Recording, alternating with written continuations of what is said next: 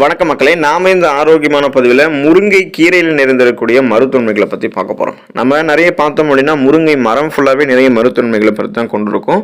குறிப்பாக இந்த முருங்கை கீரை நம்ம எடுத்துக்கிட்டோம் அப்படின்னா சிறுநீர் பாதையில் ஏற்படக்கூடிய இன்ஃபெக்ஷன்ஸ், அந்த தொற்றுகளை போக்குவதற்கு முருங்கைக்கீரை உதவிகரமாக இருக்கும். முருங்கைக்கீரை அடிக்கடி பொரியல் செய்து சாப்பிட்டு வந்தோம் அப்படின்னா பித்த மயக்கம், மலச்சிக்கல், கண் நோய், கபம், மந்தம் போன்றவையெல்லாம் குணமாகும். உடல் சூடு அதிகமாக இருக்கிறவங்களாம் வாரத்தில் 2 தடவை முருங்கைக்கீரையை சமைத்து சாப்பிட வரும்போது அந்த உடல் சூடு தீர்ந்து போயிடும், உடல் குளிர்ச்சி அடைய ஆரம்பிக்கும். ஸோ இது போல நிறைய மருத்துவ நன்மைகள் நம்ம எடுத்துக்கொள்ளக்கூடிய முருங்கைக்கீரையில் இருக்கு. அந்த நன்மைகள்லாம் என்னென்ன அப்படின்றத பற்றி நம்ம ஒவ்வொன்றா தெளிவாக விளக்கமாக பார்ப்போம். அதை பற்றி பார்க்கறதுக்கு முன்னாடி இந்த வீடியோவுக்கு மட்டும் ஒரு லைக்கை கொடுத்துட்டு அந்த தகவலை உங்களுக்கு தெரிஞ்சவங்களுக்கும் ஷேர் பண்ணிடுங்க. ஏன்னா இது அவங்களுக்கும் பயனுள்ளதாக இருக்கக்கூடிய ஒரு ஆரோக்கியமான பதிவு தான். இது போன்ற அப்டேட்ஸ்கள் நீங்கள் தொடர்ந்து பார்க்கறதுக்கு நம்மளுடைய ஹெல்த் நியூஸ் தமிழ் சேனலை மறக்காம சப்ஸ்கிரைப் பண்ணிட்டு பக்கத்தில் இருக்கக்கூடிய பெல் பட்டனையும் கிளிக் பண்ணி ஆல் அப்படின்ற ஆப்ஷனையும் செட் பண்ணி வச்சுக்கிட்டீங்க அப்படின்னா நான் போடக்கூடிய எல்லா அப்டேட்ஸும் உங்களுக்கு நோட்டிஃபிகேஷன் அடிக்கடி வந்து சேரும். சரி வாங்க மக்களே, இப்போ வீடியோக்குள்ள போயிடலாம். கொலஸ்ட்ராலை குறைக்கும் முருங்கைக்கீரை. முருங்கை மரத்தினுடைய அந்த கீரை, அதாவது முருங்கை மரத்தினுடைய இலைகள் வந்து ஹை கொலஸ்ட்ராலுக்கு எதிரான நம்பகமான தீர்வை தரும். அதாவது சுருக்கமாக சொல்லணும்னா ஹை கொலஸ்ட்ராலை நமக்கு வந்து கண்ட்ரோல் பண்ணும், அந்த கெட்ட கொலஸ்ட்ரால் எல்லாத்தையுமே. இப்போ நமக்கு ஏற்ற இறக்கமான கொலஸ்ட்ரால் அளவுகள்லாம் நமக்கு இருந்துச்சு அப்படின்னா அது இதய நோய்களுக்கு வழிவகுக்கும். அதாவது தீங்கு விளைவிக்கக்கூடிய கெட்ட கொலஸ்ட்ரால் வந்து அதிகமாக இருந்துச்சு, நல்ல கொலஸ்ட்ரால் வந்து கம்மியாக இருக்குது அப்படின்னா மாரடைப்பு, பக்கவாதம் போன்ற இதயம் சார்ந்த நோய்கள்லாம் நமக்கு ஏற்படும். அப்போல நம்ம முருங்கை இலைகளை வந்து அடிக்கடி நம்மளுடைய உணவுகளை சேர்த்து கொண்டுட்டு இருக்கோம் அப்படின்னா அதிகமாக இருக்கக்கூடிய அந்த கெட்ட கொலஸ்ட்ரால்களை நம்ம குறைய வைத்துக் கொள்ளலாம்.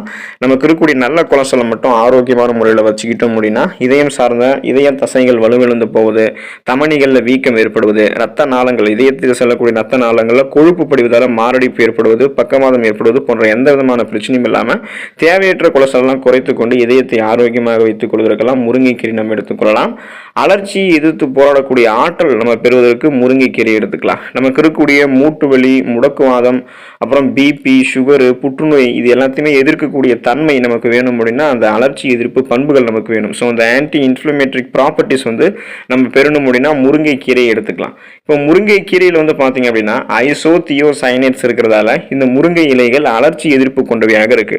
அதாவது நமக்கு இருக்கக்கூடிய நாள்பட்ட பிரச்சனைகளான பிபி, சுகரு, புற்றுநோய், மூட்டு வலி, முடக்குவாதம் இது போல பிரச்சனைகளை எதிர்த்து போராடி மிக சீக்கிரமாகவே அந்த நோய்கள் எல்லாத்தையுமே குணப்படுத்திக் கொள்ளக்கூடிய ஆற்றல், எதிர்த்து போராடக்கூடிய ஆற்றல் எல்லாமே நமக்கு முருங்கைக்கீரை கொடுக்கும். இரத்த சர்க்கரையினுடைய அளவை முருங்கைக்கீரை குறைக்கும். ஐசோதியோசைனேட்ஸ் நமக்கு அலர்ச்சியை எதிர்த்து போராடுவது மட்டுமல்லாமல் முருங்கைக்கீரையில் இருந்து கொண்டு இரத்த சர்க்கரையினுடைய அளவையும் நமக்கு வந்து கட்டுப்பாடோடு வைக்கிறதுக்கு உதவிகரமாக இருக்கு. முருங்கை இலைகள் இருக்கக்கூடிய கொர்சடின் இரத்த அழுத்தத்தை குறைப்பதற்கு உதவிகரமாக இருக்கும். ஸோ பிபி என்று சொல்லக்கூடிய அந்த பிளட் ப்ரெஷர் நமக்கு இருக்குங்க இல்லையா, அதை வந்து குறைத்துக் கொள்வதற்கெல்லாம் நமக்கு உதவிகரமாக முருங்கை இலை வந்து இருக்கும். ஸோ முருங்கை இலையை நம்ம எடுத்துக்கொள்ளும் போது ரத்தத்திலையும் சர்க்கரையினுடைய அளவு கட்டுப்பாடோடு இருக்கும். சுகர் பேஷண்ட்ஸ் எல்லாம் முருங்கை இலையை தங்களுடைய உணவுகள் எடுத்துக்கொள்ளும் போது நாளடைவில் அந்த சுகர் ப்ராப்ளத்திலிருந்து விடுபடுவாங்க. கல்லீரலை பாதுகாக்கும் முருங்கை இலை.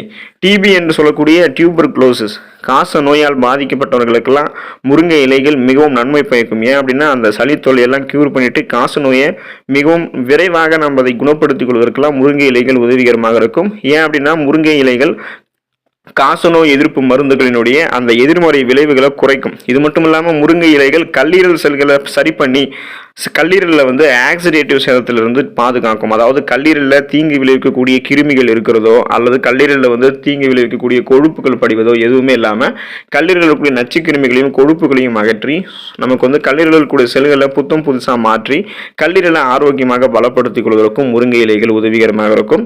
எனவே தொடர்ந்து கல்லீரல் பலம் பெற வேண்டும் என்று நினைக்கிறவங்களும், சளி, காய்ச்சல், ஆஸ்துமா, அப்புறம் காசநோய் உள்ளிட்ட பிரச்சனைகள் இருக்கக்கூடாது என்று நினைக்கிறவங்களும் தொடர்ந்து முருங்கைக்கீரையை தங்களுடைய உணவுகள் வந்து சேர்த்துக்கொள்ளலாம். இப்போ முருங்கை மரத்தை எடுத்துக்கிட்டோம் அப்படின்னா முருங்கை பட்டை, முருங்கை இலை, முருங்கை மரம், அதுக்கப்புறம் குறிப்பாக சொல்லணும்னா முருங்கைக்காய், இது எல்லாமே நமக்கு நிறைய மருத்துவமைகளை கொடுக்கக்கூடியதாக தான் இருக்கும்.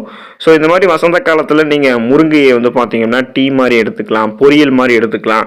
முருங்கை கறி, ஊறுகாய், சப்ஜி போன்ற, சப்பாத்தி போன்ற பல வடிவங்களில் அது கூட நீங்கள் சேர்த்து சாப்பிட்டுட்டே இருக்கலாம்.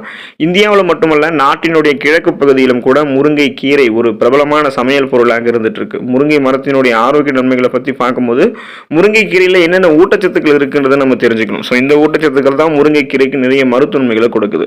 முருங்கைக்கீரையில் zinc, calcium, vitamin A, vitamin B1 என்று சொல்லக்கூடிய தயாமின் சத்து, மெக்னீசியம், விட்டமின் B2 என்று சொல்லக்கூடிய ரிபோஃப்ளோவின் சத்து, விட்டமின் B3 அதாவது நியாசின் சத்து, விட்டமின் B6, பொட்டாசியம், ஃபோலேட் மற்றும் அஸ்கார்பிக் அமிலம் அதாவது விட்டமின் சி எனும் உயிர் சத்து, இரும்பு சத்து, பாஸ்பரஸ் உள்ளிட்ட பல நுண்ணூட்ட சத்துக்களினுடைய கலவையாக நம்ம சாப்பிடக்கூடிய முருங்கைக்கீரை இருக்கு. முருங்கை மரத்தினுடைய முழு பகுதியும் நிறைய வடிவங்கள்ல நமக்கு வந்து பலன் கொடுக்கும்.